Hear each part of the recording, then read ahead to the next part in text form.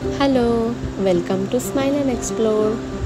চলো, আজকে হলো সেই দিন, মানে 5th জুলাই, যেদিন আমি প্রায় 1 বছর পর জাপান থেকে দেশে ফিরছি, মানে আমার বাড়ি ফিরছি। পৌঁছে গেছি আমি আমার নিয়ারেস্ট স্টেশনে। এখান থেকে আমরা যাব আরেকটা স্টেশন, তারপর সেখান থেকে এয়ারপোর্ট। অ্যাকচুয়ালি আমাদের বাড়ি থেকে এয়ারপোর্টটা একটু দূরে। এই এয়ারপোর্টটা অ্যাকচুয়ালি নারিতা এয়ারপোর্টটা একটু দূরে, বাট আমার ফ্লাইটটা নারিতা এয়ারপোর্ট থেকেই, তাই আমাদের কিছুটা ট্রাভেল করে যেতে হবে, অলমোস্ট 3 আওয়ার্স যেতে হবে। আর দেখো এই ট্রেনটা কি কিউট। জাপানে কিন্তু এরকম প্রচুর কিউট কিউট ট্রেন আছে। পৌঁছে গেছি আমরা সেই আর একটা স্টেশন, যেখান থেকে আমরা ধরবো স্কাইলাইনার ফর নারিতা এয়ারপোর্ট, যেটা ডিরেক্টলি এয়ারপোর্টেই নামাবে।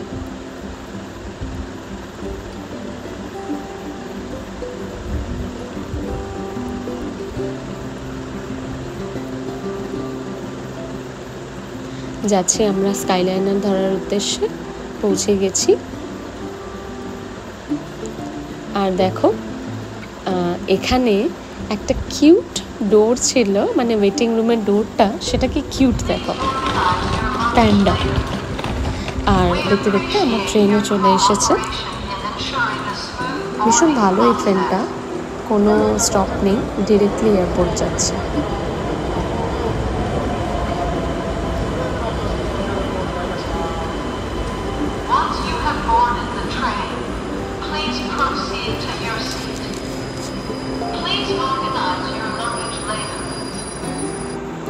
তো উঠে পড়লাম ট্রেনে। এখানে লাগেজগুলো সেট করে রাখা যায়, তারপর তুমি সুন্দর বসে থাকতে পারো আর কি। তো ট্রেনে যেতে যেতে আমরা বাইরেটা দেখছিলাম। সেদিন বাইরের ওয়েদারটা খুবই সুন্দর ছিল। আর আমরা দেখছিলাম যে কি সুন্দর সাইডের পুরো এরিয়াটা সোলার প্যানেল বসানো, খুব ভালো ইউটিলাইজেশন হয়েছে। এটাই দেখছিলাম আমরা, বেশ ভালো লাগছিল। আর মনে মনে ভাবছিলাম কতক্ষণে এয়ারপোর্ট পৌঁছাবো, তারপর সেখান থেকে বাড়ি। পৌঁছেও গেছি এয়ারপোর্ট।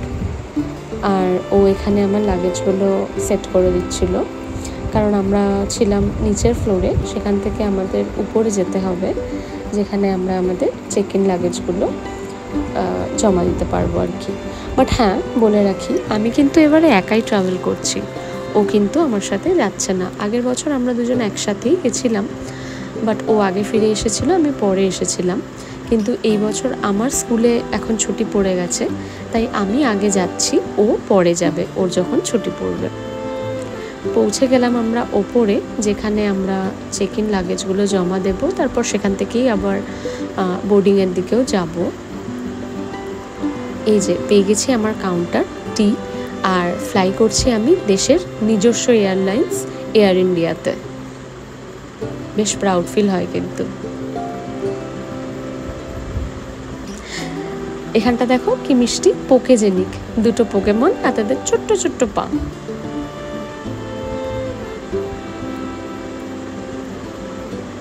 এই মুহূর্তটা খুবই কষ্টকর, ও এখানে একা থাকবে আর আমি যাচ্ছি আমার বাড়ি। মন খারাপ তো হবেই, বাট বাড়ি যাওয়ার আনন্দটাও সাথে অনেক বেশি। আর এখানে দেখছিলাম এই যে ইনি নিজের কাজ করে যাচ্ছেন, রোবট ভ্যাকিউম ক্লিনার।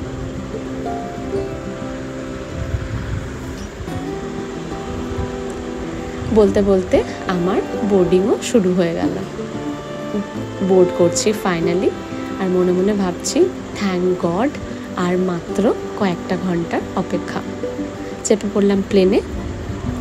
এয়ার ইন্ডিয়ার সার্ভিস অনেক অনেক বেটার হয়েছে এখন compare to previous year.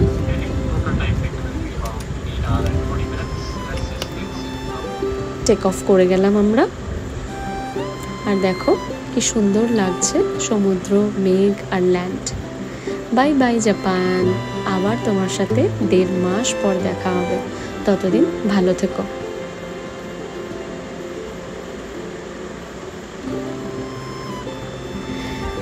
Air ইন্ডিয়ার ফুড সার্ভিস ভীষণই ভালো লেগেছে এবার। ওঠার পরেই দিয়েছিল কফি আর কর্ন, তার কিছুক্ষণ পরে লাঞ্চ এসেছিল।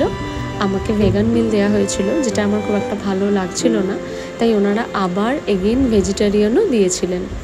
ভেগান মিলে ছিল পোলাও, কাবলি ছোলার একটা তরকারি, একটা মিক্সড ভেজ, স্যালাড, চালের পায়েস, বাটার, একটা নান। আর ভেজিটেরিয়ান মিলে ছিল রাইস, পনির আর আলু ঢ্যাঁড়সের তরকারি। বাট ফুড কিন্তু ভীষণ টেস্টি ছিল, খুবই ভালো খেতে ছিল। তো সামনে স্ক্রিনে একটা মুভি চালিয়ে সুন্দর খেয়ে নিলাম। এটা বেশ ভালো লেগেছে। আলাদা করে তোমায় উইন্ডো কভার করতে হবে না, এই সুইচটা টিপলেই এটা ব্ল্যাক আউট হয়ে যাবে, আবার সুইচটা টিপলেই বাইরেটা ভিজিবল হয়ে যাবে। এর আগের ফ্লাইটগুলোতে আমি এটা দেখিনি, তো এবারে এটা আমি ফার্স্ট দেখলাম।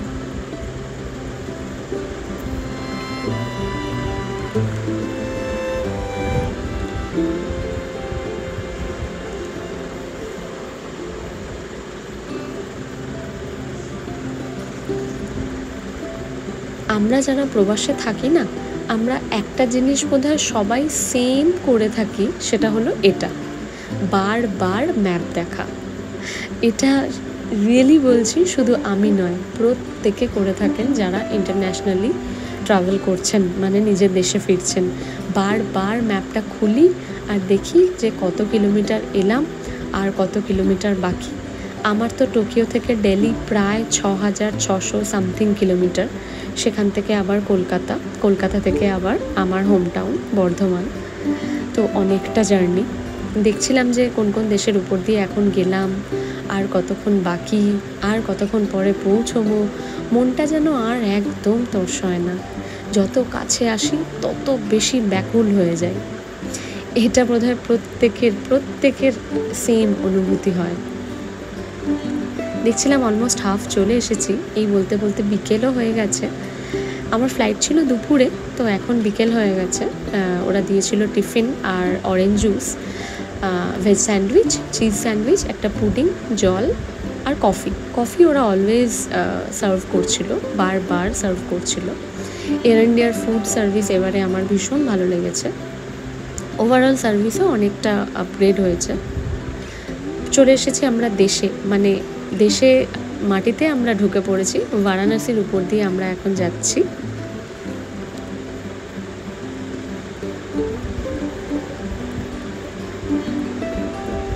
বাইরেটা খুব সুন্দর লাগছিল, মেঘগুলো যেন মনে হচ্ছিল আমারই পাশ দিয়ে যাচ্ছিল। আর বারাণসী দিয়ে যখন যাচ্ছিলাম তখনই ঠিক সানসেট হচ্ছিল, তো চারিদিকটা দুর্দান্ত হয়ে গেছিল, একেবারে গোল্ডেন হয়ে গেছিল। দেখো কি সুন্দর লাগছে না চারিদিকটা, ঠিক সূর্যাস্তের সময়।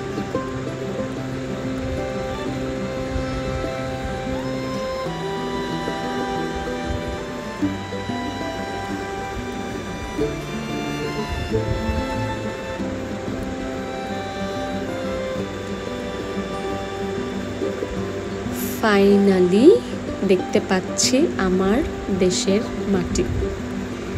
ফাইনালি আমরা দিল্লি চলেই এসেছি, অলমোস্ট চলেই এসেছি, ল্যান্ড করবো জাস্ট। মন যেন আর পারছে না থাকতে। নেমে গেছি দিল্লি এয়ারপোর্ট, আর দিল্লি এয়ারপোর্ট ভীষণ সুন্দর, ভীষণ বড় একটা এয়ারপোর্ট। দিল্লি থেকে কলকাতার ফ্লাইটে উঠেও গেছি, আর মন মানছে না। এবার মনে হচ্ছে কতক্ষণে কলকাতা পৌঁছবো, আর কতক্ষণে তারপর সেখান থেকে বাড়ি যাব, বাড়ি গিয়ে আমার কাছের মানুষগুলোকে দেখব, মা, বাবা, ছোট্ট পুচকিটা আছে, সবাইকে কখন দেখব এটাই মনে হচ্ছে। ডিনার দিয়েছিল, বাট আমার এত খিদে পেয়েছিল আমি এক নিমেষে শেষ করে ফেলেছি। এই যে ফাইনালি পৌঁছে গেলাম কলকাতা, এবার আমরা ল্যান্ড করছি। ওই দেখো দূরের যে লাইটগুলো দেখছো, তা হলো আমাদের সিটি অফ জয় কলকাতা। এটার অন্যথা কোনো দিনও হয়নি। আজ অব্দি যতবার যেখান থেকে যেভাবেই আমি ফিরেছি, অলওয়েজ আমার বাবা আমায় নিতে এসেছে, দিতে এসেছে, এর কোনো অন্যথা হয়নি। আর সাথে আমার দাদা ভাইও থেকেছে। চলো এবারে বাড়ি যাই, টাটা।